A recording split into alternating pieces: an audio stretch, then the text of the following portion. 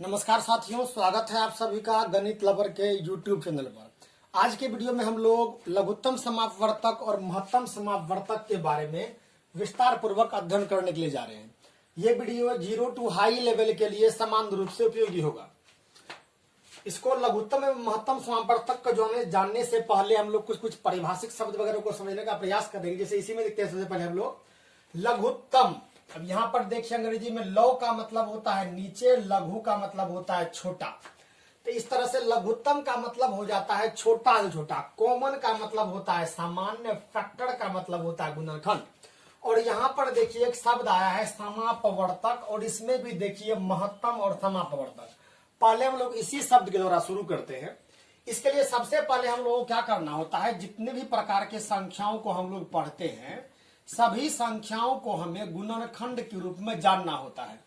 और वास्तव में गुणनखंड हम लोग उसी संख्या का निकाल पाते हैं जिस संख्या को कह सकते हैं जिसका टेक्सचर जो होता है वह 2 से अधिक होता है।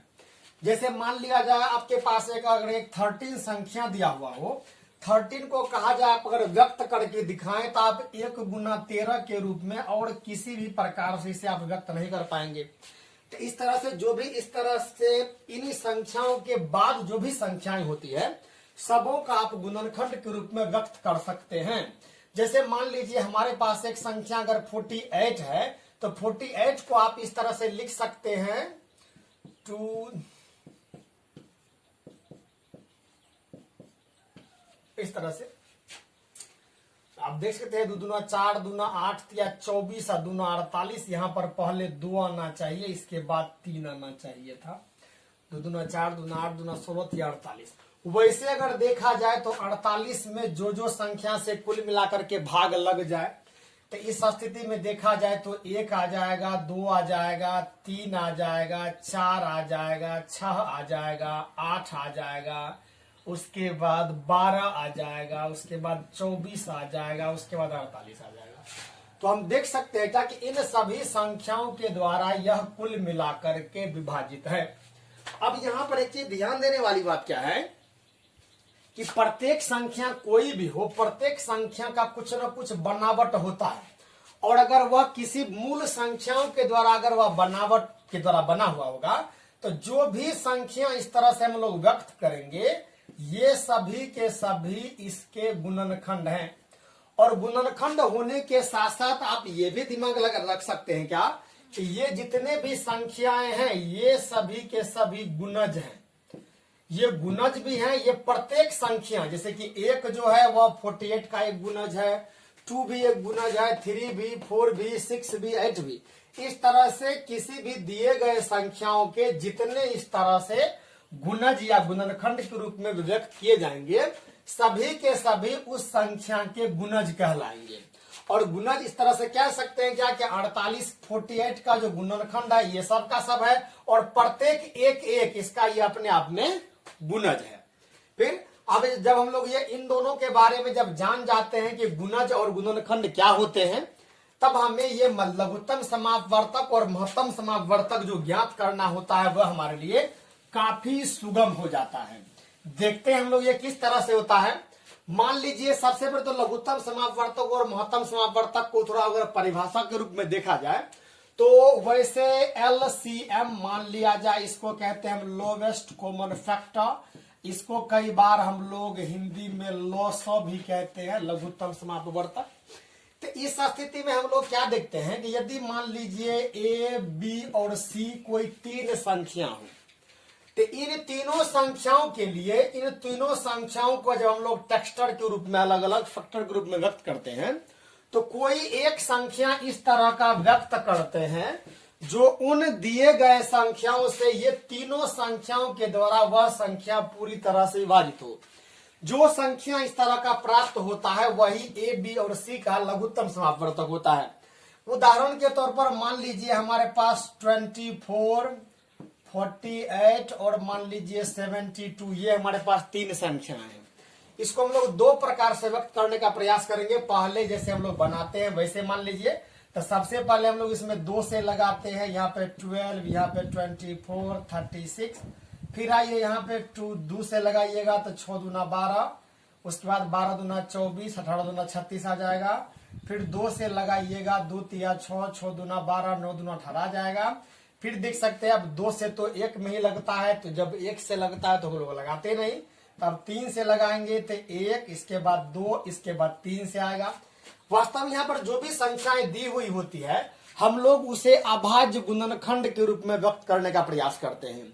और यहाँ पर देखा जाए जब भी आप अगर इस तरह से लघुत्तम निकालेंगे तो सबसे पहले आप तो 2 से लगाते हैं, इसके बाद 3 से, फिर 5 से, फिर 7 से, फिर 7 के बाद आपको 11 आता है। इसी प्रकार से अन्य संख्याएं आती है। इस तरह से हम लोग देख सकते हैं क्या कि 2, 3, 5, 7 वगैरह अगर संख्या देखा जाए तो ये सभी की सभी अभाज्य संख्याएं हैं। इसीलिए ये जो निकलता है इसे अभाज्य गुणनखंड हम लोग कहते हैं। अब अगर देखा जाए सबों को एक साथ रखने पर तो आपको ये लॉसो जो निकल जाता है वो 2 गुना 2 गुना 2 गुना 3 गुना 2 गुना 3, तो 2 दूना 4 दूना 8 तिया 24 दूना 48 और 48 तिया 144। आप देख सकते हैं आपका ये इतना हो जाता है। अब इसका मतलब ये है कि 144 वह छोटी से छोटी संख्या है जिसमें अगर 24, 48 और 72 से अगर भागा लगाया जाए ना तो पूरी तरह से भागा लग जाएगा। अब यहीं पर कई बार हमारे पास कई सारे इसमें हिसाब आदि आ जाते हैं कि वह छोटी से छोटी संख्या ज्ञात करे जिसमें 24, 48, 72 से भाग देने पर ना 2 शेष बचे। तो इस स्थिति में हम लोग क्या करते हैं, इन दिए गए संख्याओं का लॉसो ज्ञात कर लेते हैं और उसमें 2 ऐड कर देते हैं। यानी कहने का मतलब कि देख सकते हैं यहाँ पर अगर आप अभी पर हमारे प्रश्न आ जाए कि वह छोटी से छोटी संख्या ज्ञात करे जो इसमें 24, 48 और 72 से भाग देने पर प्रत्येक स्थिति में 5 शेष बचे। तो हम देख सकते हैं यहाँ पर इस संख्या में अगर 5 जोड़ देंगे तो प्रत्येक स्थिति में भाग लगाने पर अगला जो शेष संख्या में 5 रह जाएगा। फिर दूसरी स्थिति में क्या देखते हैं हम लोग, अगर देखा जाए यहाँ पर तो ये 24, 48 और 72, इसका थोड़ा टेक्सचर दिखा लिए। 2 दूना 4 दूना 8 तिया 24, फिर 2 दूना 4 दूना 8 दूना 16 तिया 48, फिर 2 दूना 4 दूना 8 तिया 24 तिया 72। अब यहाँ पर देखा जाए इसके द्वारा हम लोग लॉसो तो इस तरह से हम लोग व्यक्त कर दिए। जब हम लोग इस तरह से ये गुणनखंड के रूप में जब व्यक्त करते हैं, देख सकते हैं यहाँ पर ये 24 है, 48 है, 72 है। तो इस स्थिति में लॉसो और मौसो जो होता है वो हमारा दोनों एक ही साथ व्यक्त हो जाता है। इसीलिए इसे सीखना थोड़ा आसान होता है। देखिए एक बार कैसे होता है इसमें। अब देखिए यहाँ पर कौन कौन से इसके गुणनखंड ऐसे हैं जो सभी में कॉमन है, एक समान है। अब देखिए यहाँ पर अगर 2 की संख्या देखी जाए तो इसमें 3 बार आया है, इसमें 2 3 बार, इसमें 2 3 बार। इसके बाद क्या 3 इसमें आया है? जी बिल्कुल, इसमें 3 ही का आया है। इसमें भी एक 3 आया है, इसमें भी एक 3 आया है। अब जो भी सभी में कॉमन है, जो सभी में कॉमन है वो आपका मौसो है। इस स्थिति में आप कह सकते हैं कि आपका जो मौसो हो जाएगा ये 2 गुना 2 गुना 2 और गुना 3, 2 गुना 4 गुना 8 तिया 24, ये 24 आपका इसका कुल मिलाकर के मौसो हो जाएगा। और लॉसो के लिए आप क्या कीजिए, सबसे पहले तो जो कॉमन है सभी कॉमनों को ले लीजिए और कॉमनों को लेने के बाद जो भी शेष बच जाए और सभी को लेकर के साथ में गुना कर लीजिए। आप देख सकते हैं यहाँ पर कि ये यानी कहने का मतलब ये कि 3 2 और 1 3, इसमें तो कॉमन आ गया। अब इसमें भी देखा जाए 3 2 ये कॉमन आ गया, इसमें ये कॉमन आ गया, तो शेष क्या क्या बच गया? एक ये 3 और 2, देख सकते हैं यहाँ पर ये 2 और ये 3, इन दोनों को ले लीजिए। तो यहाँ पर 24 पहले से था और ये 6 अगर कीजिएगा तो आपको ये 144 आ जाएगा।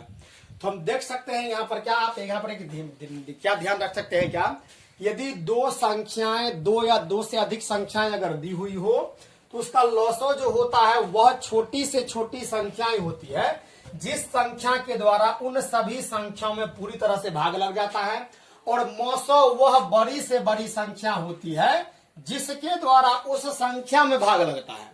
अभी अगर देखा जाए 24 अगर इसका मौसो आया है तो देख सकते हैं इस मौसम में आसानी से सभी में भागा लगेगा, 24 से 24 में, 24 से 48 में, 24 से 72 में। लेकिन अगर छोटी से छोटी कोई अन्य संख्या मान लिया जाए, m ज्ञात किया जाए जिसमें 24 से भी भागा लग जाए, 48 से भी, 72 से भी, तो वह संख्या आपको सबसे पहले 144 आता है। इसीलिए इस अवस्था में हम लोग क्या कहते हैं, इसको लघुत्तम समापवर्तक।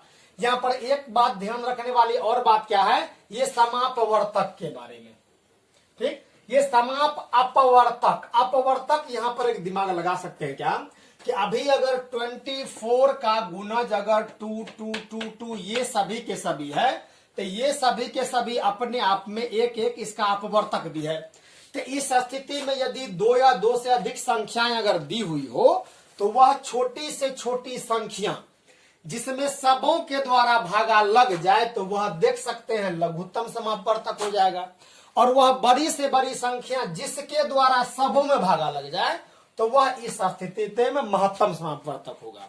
जैसे हम लोगों ने यहां पर एक हिसाब लिया था कि मान लीजिए 24, 48, 72, यहाँ पर कोई एक संख्या है और वह बड़ी से बड़ी या छोटी से छोटी संख्या ज्ञात कीजिए जिसमें भाग लगाने पर 2, 8, 6 कुछ भी इस तरह से बचे। इस तरह की कई सारी संभावनाएं आती है। हम लोग उस संभावनाओं से संबंधित कुछ उदाहरणों को लेकर समझने का प्रयास करते हैं। पहले देख सकते हैं यहाँ पर हमने कुछ उदाहरण के तौर पर पहले छोटे छोटे हिसाबों को लिया है, जिसमें आपको यहाँ का लॉसो ज्ञात करना है।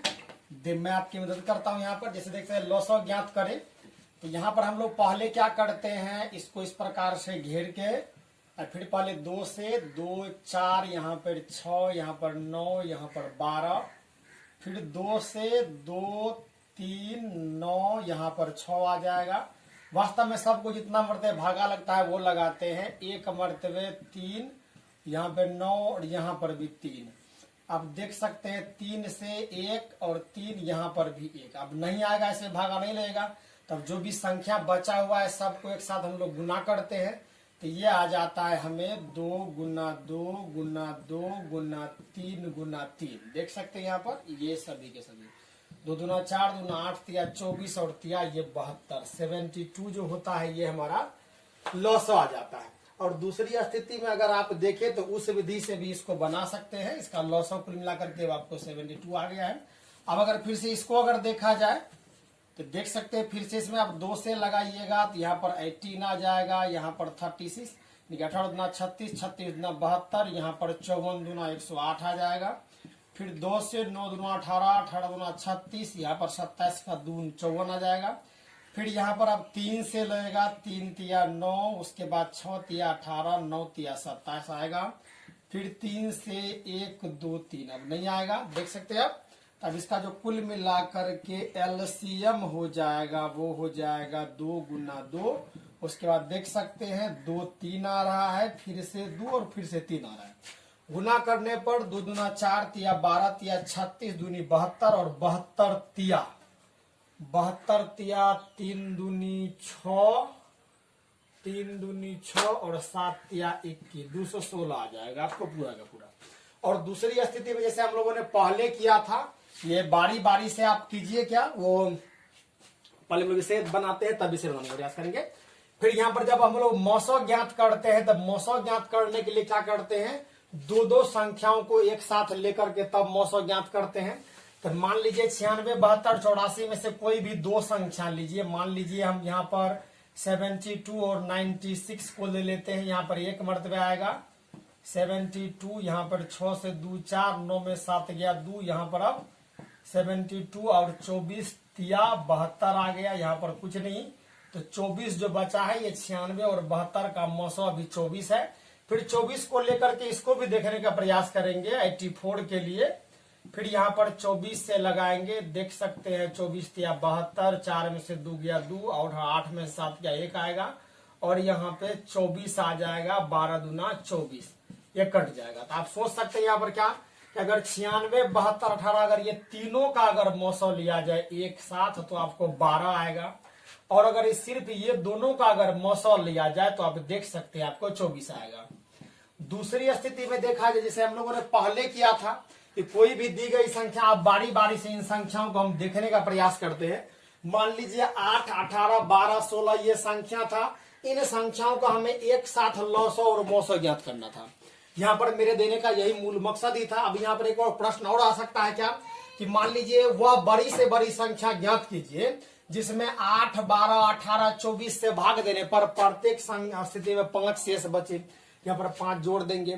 दूसरी स्थिति में यह भी हो सकता है क्या कि 2 अंकों की वह बड़ी से बड़ी संख्या ज्ञात करे जिसमें 8, 18, 8, 12, 18, 24 से पूरी तरह से भाग लग जाए, तो उस स्थिति में भी यही सेम टू सेम प्रोसेस हम लोग करेंगे। देख सकते हैं यहाँ पर 2 अंकों में सबसे बड़ी संख्या यही पे होगी लगभग। फिर आगे बढ़ते हैं। यहाँ पर इसी संख्या को एक साथ लेकर के हम लौसा और मौसा दोनों निकालने का प्रयास करते हैं, और यह प्रयास होगा हमारा गुणनखंड पर आधारित। देख सकते हैं यहाँ पे, मान लीजिए कि हमको दिया हुआ है क्या कि लौसा और मौसा ज्ञात करें। एक साथ हमें लौसा मौसा ज्ञात करना है। इस स्थिति में मान लीजिए संख्या दिया हुआ है 8, 12, 18 और 24।